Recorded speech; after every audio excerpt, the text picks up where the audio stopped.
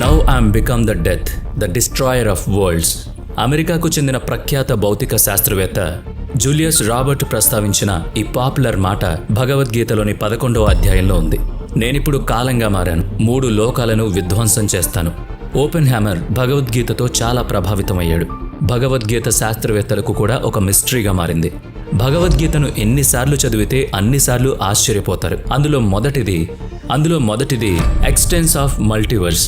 అర్జునుడు ఈ రోజుకి యుద్ధభూమిలో నిలబడి భగవద్గీత వింటున్నాడు. మహాభారత యుద్ధం ద్వాపర యుగంలోనే ముగిసిపోయింది, కానీ ఈ రోజుకి మహాభారత యుద్ధం జరుగుతూనే ఉందంటే మీరేమంటారు? 1957లో ఫిజిసిస్ట్ హ్యూగ్ ఎవర్ట్ మొదటిసారి ఆల్టర్నేటివ్ రియాలిటీస్ గురించి, మల్టిపుల్ యూనివర్స్ గురించి మాట్లాడినప్పటి నుంచి శాస్త్రవేత్తల ప్రపంచంలో మల్టీవర్స్ గురించి చర్చ మొదలైంది. అయితే భగవద్గీతలో ఎప్పుడో ఈ విషయమై ప్రస్తావన ఉంది. ఈ మొత్తం విశ్వం, ఈ విశ్వంలో ఉన్న ప్రతి అణువు నాలో ఇమిడి ఉన్న ఒక చిన్న అస్తిత్వం మాత్రమే. భగవద్గీతలోని 10వ అధ్యాయంలో చెప్పిన శ్లోకం ప్రకారం భూమితో పాటు విశ్వంలో అనేకం ఉన్నాయి. అవన్నీ శ్రీకృష్ణుడిలో అంతర్భాగంగా ఉన్నాయి. 11వ అధ్యాయంలో శ్రీకృష్ణుడు అర్జునుడితో చెప్పిన మాట ఏంటంటే, ఈ విశ్వమంతా తనతోనే తయారైంది. అర్జునుడు ప్రార్థించడంతో శ్రీకృష్ణుడు తన విశ్వరూపాన్ని చూపిస్తాడు. అతని విశ్వరూపంలో అనేక తలలు, అనేక భుజాలు కనిపిస్తాయి. ఆ చేతుల్లో భిన్న రకాల ఆయుధాలు కూడా ఉన్నాయి. అనేక రంగులతో, అనేక రూపాలతో నిండిన శ్రీకృష్ణుడి రూపంలో అర్జునుడికి చాలా అద్భుతాలు కనిపించాయి. అతని శరీరంలో భూమి లాంటి అనేక గ్రహాలు కనిపించాయి. తన మిత్రుడిగా భావించిన కృష్ణుడు ఈ విశ్వానికి కర్త, కర్మ, క్రియ అని అర్థమవుతుంది. అనేక విశ్వాలు శ్రీకృష్ణుడిలో ఇమిడి ఉన్నప్పుడు అవన్నీ వేరువేరుగా ఎందుకు పనిచేస్తున్నాయి? భగవద్గీతలోని 18వ అధ్యాయం ప్రకారం మన భూమి కాలచక్రం బ్రహ్మ కనుసన్నల్లో కదులుతుంది. భగవత్ పురాణం ప్రకారం ప్రతి విశ్వంలో ప్రత్యేకమైన బ్రహ్మలోకం ఉంది. అక్కడ ప్రత్యేకమైన బ్రహ్మదేవుడు ఉన్నాడు. తన విశ్వానికి సంబంధించిన టైం సర్కిల్ని చూస్తూ ఉంటాడు. ఈ టైం సర్కిల్స్ అన్నీ ఒకదానితో ఒకటి భిన్నమైనవి. వేదాల ప్రకారం విశ్వాన్ని బ్రహ్మ సృష్టించినట్టుగా చెప్తారు. బ్రహ్మ సంహిత ప్రకారం బ్రహ్మకి పైన కూడా ఒక సుప్రీం ఎనర్జీ ఉంది.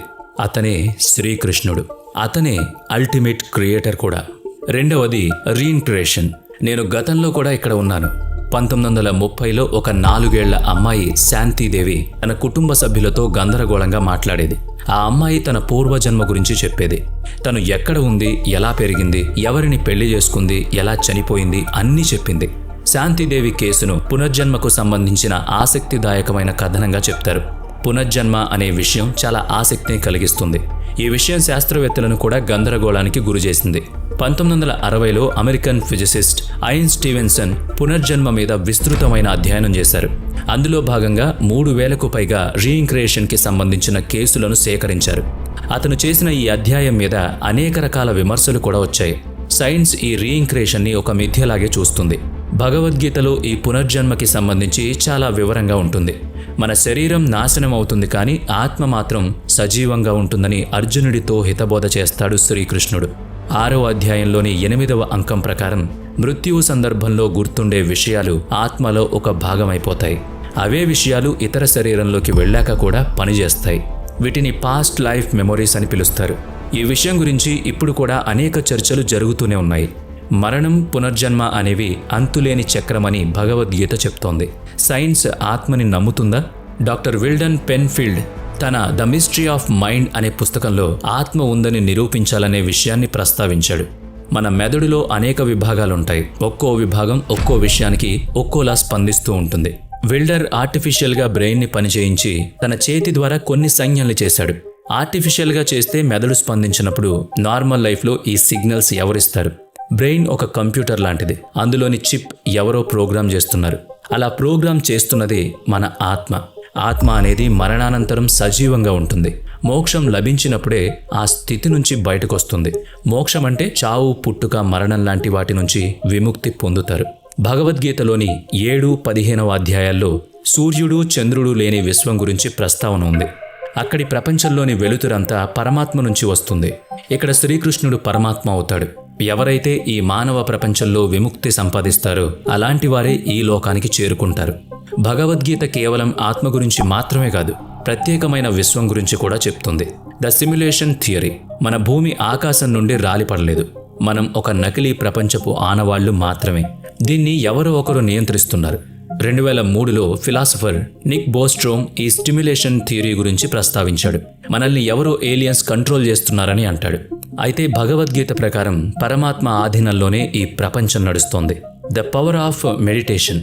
భగవద్గీతలో యోగా గురించి, ధ్యానం గురించి పదే పదే ప్రస్తావన ఉంది. మెడిటేషన్కి ఉండే శక్తితో ప్రపంచంలోని క్రైమ్ని కూడా అంతం చేయొచ్చా? 1993లో అమెరికాలోని వాషింగ్టన్ డీసీ దుర్మార్గులకు నెలవుగా ఉండేది. ఒకవైపు నగర పోలీసులు ఈ క్రైమ్ని అంతం చేసే పని చేస్తుండగా, అక్కడ కొంతమంది శాస్త్రవేత్తలు ఒక ప్రయోగం చేయడానికి నిర్ణయించుకున్నారు. The ట్రాన్సేషనల్ meditation and TM Siddhi programme. ఈ ప్రోగ్రాంలో ఆ చిన్న నగరంలోని 4000 మంది పాల్గొన్నారు. 6 వారాల పాటు వీరితో మెడిటేషన్ చేయించారు. వాటి ఫలితాలు అందరినీ షాక్కి గురిచేశాయి. 6 వారాల్లో అక్కడ క్రైమ్ రేట్ 23% తగ్గిపోయింది. భగవద్గీత కూడా మనకు అదే చెప్తోంది. భగవద్గీతలోని 6వ అధ్యాయంలో మీరెప్పుడైతే ధ్యానం చేస్తారో అప్పుడు మనసులో చెడు ఆలోచనలన్నీ తొలగిపోతాయని రాసుంది. దుఃఖం, క్రోధం, అహంకారం ఇలా అనేక భావోద్వేగాలు కంట్రోల్ అవుతాయి. అసలైన మనిషి బయటకొస్తాడు. అది మెడిటేషన్తోనే సాధ్యమవుతుంది. ఈ విషయాన్ని మన గ్రంథాలు వేల సంవత్సరాల క్రితం నుంచే చెప్తున్నాయి. మీకు కూడా భగవద్గీతకు చెందిన ఆసక్తికర విషయాలు తెలిస్తే మాకు తెలియజేయండి. మన ఛానల్ని సబ్స్క్రైబ్ చేయండి, షేర్ చేయండి, లైక్ చేయండి.